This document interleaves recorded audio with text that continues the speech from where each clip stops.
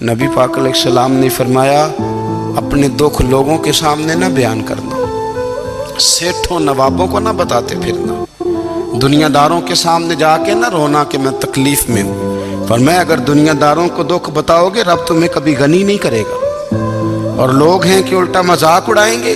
آپ کی جس سے بڑی پکی یاری ہے نا، پکی، وہ تب تک پکی ہے جب تک آپ نے 50,000 مانگا نہیں، اور جس وقت آپ نے کہہ دیا کہ میں مجبور ہوں میری مدد کر، تو پھر ختم ہو گئی دوستی۔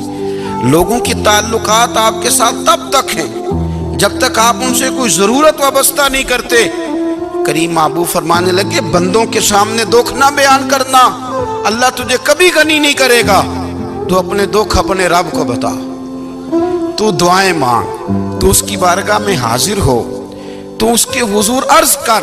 فرمایا اپنے دکھ اپنے رب کو بتا، وہ جلدی کرے یا دیر سے کرے تجھے ساری دنیا سے بے نیاز کر دے گا، تجھے کسی کا محتاج نہیں رہنے دے گا۔ رسول کائنات نے فرمایا، رب کریم فرماتا ہے جب میرا بندہ ہاتھ اٹھاتا ہے نا تو مجھے حیا آتی ہے کہ میں خالی کیسے لوٹا دوں اس کے۔